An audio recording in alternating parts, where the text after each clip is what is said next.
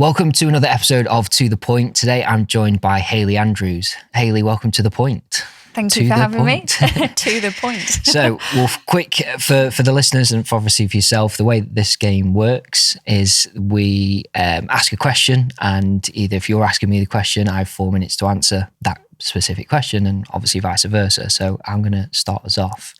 How do you run multiple businesses at once? Very successfully. Love it. End scene.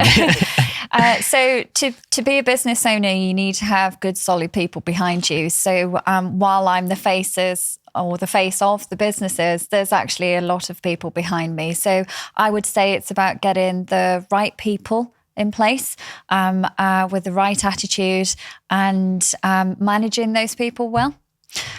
So I've hired and fired a hell of a lot of people. So my tip would be hire them slow, fire them fast, and just keep moving forward, really.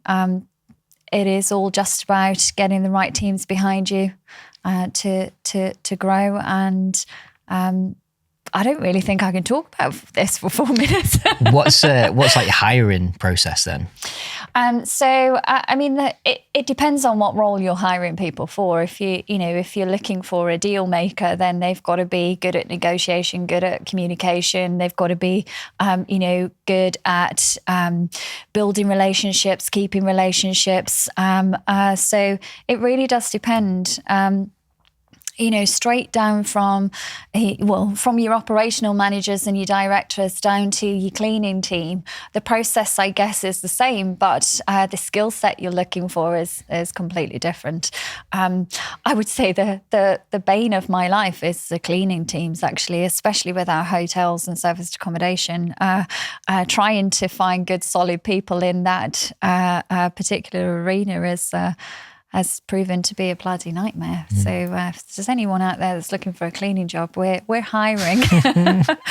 But it's just about staying on top of all of it. Making sure that you have regular meetings, everybody knows what they've got to do, their role, and they have a clear plan of what that looks like over the next 12 months and goals set for them and keeping them accountable to those goals. So KPIs and all things like that, making sure that everybody's on track. They're growing as individuals as well. So they're not only employed, they're actually improving their skill set, which adds to your business, but also to themselves as well. So keeping them inspired, and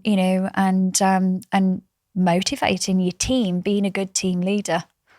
How do you find all that glues together then as I suppose, different avenues to what you do, but obviously having it all come together as one?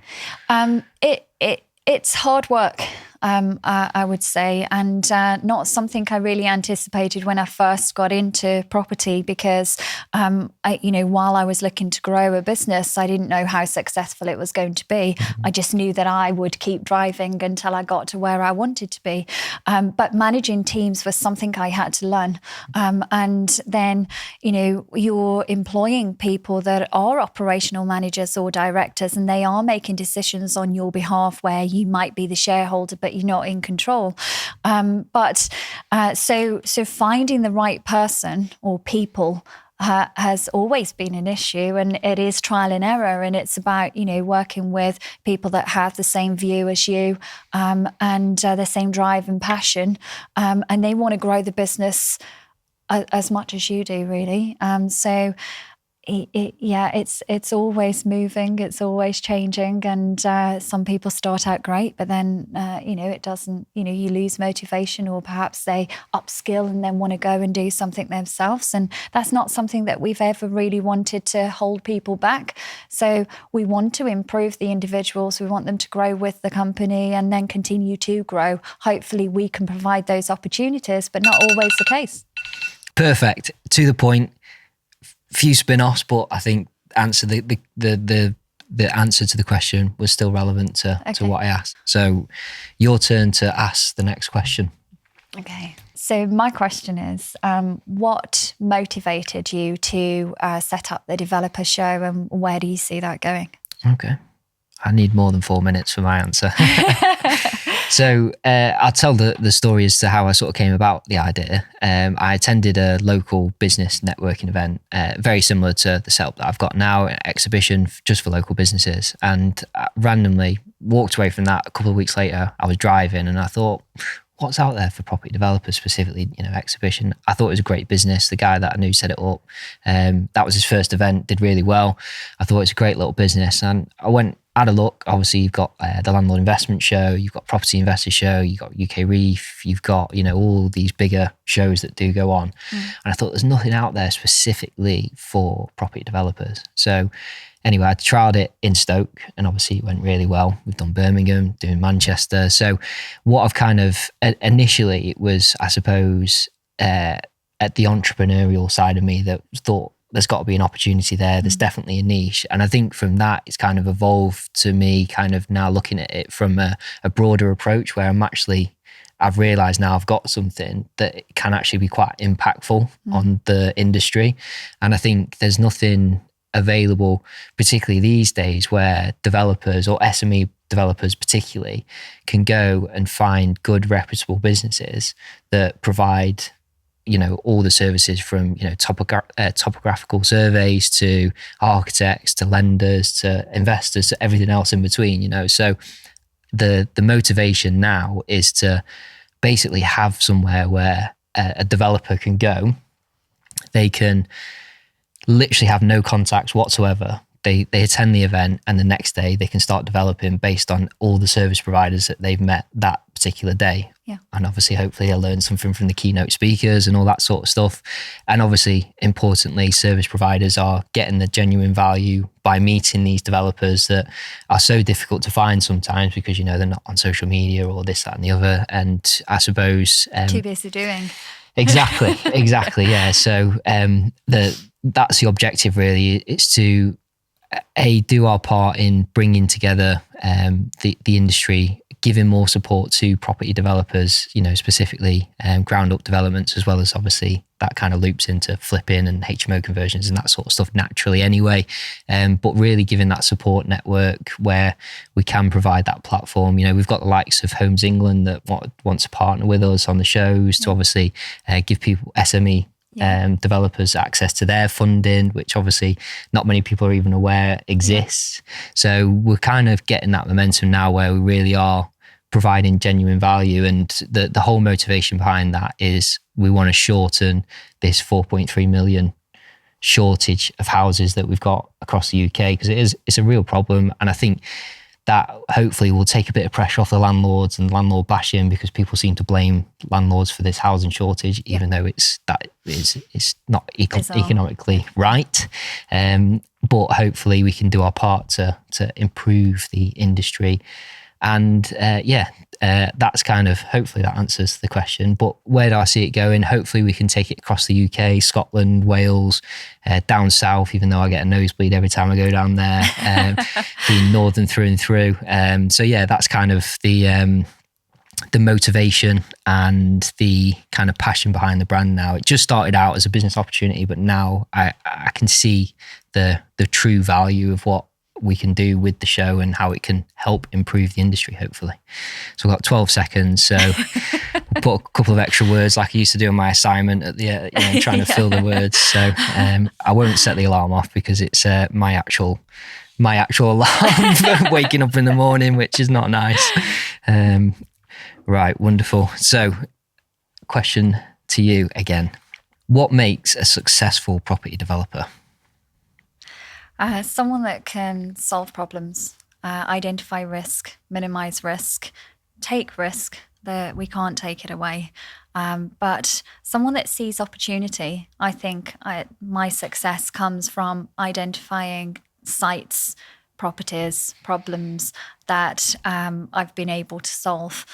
So I think a successful property developer needs to be able to negotiate. They need to be able to build relationships. Off the back of those relationships comes opportunity.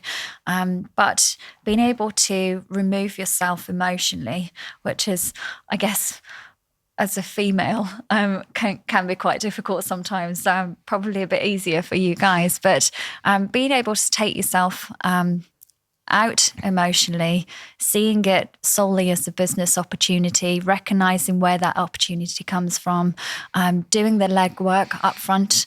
Quite often I see sites that have been purchased, but they're not developed because the wrong product has been put back to the market or marketed. And I'll quite often pick up sites where people have failed, or there's problems like covenants on titles, and I know that I can get them removed, and I'm confident I've got the teams behind me and the knowledge to be able to do that.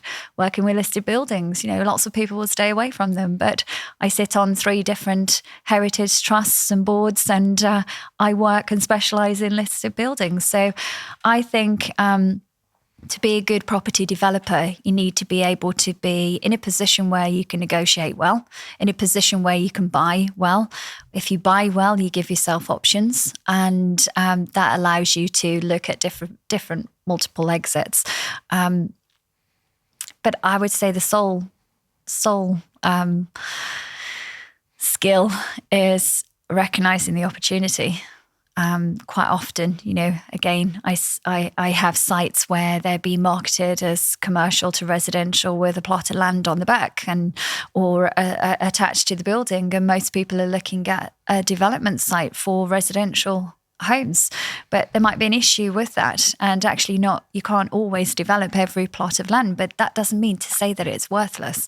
So recognizing the opportunity is for example, I've done one recently where I've purchased a commercial asset, offices. I converted it into a school. It was a listed building, and there was a huge plot of land on the side which was being marketed as development opportunity for residential.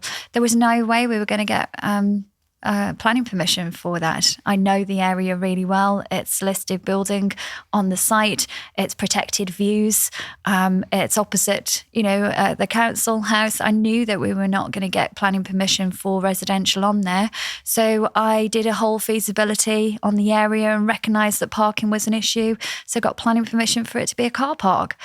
So there, I was able to make more money out of the actual plot of land and the building that sat on that plot of land by recognising where the opportunity was, where most people would have overlooked that. So do the legwork up front, put the time in, and buy right. Hold yourself accountable. The finger only points at you, and you'll make money out of it, really.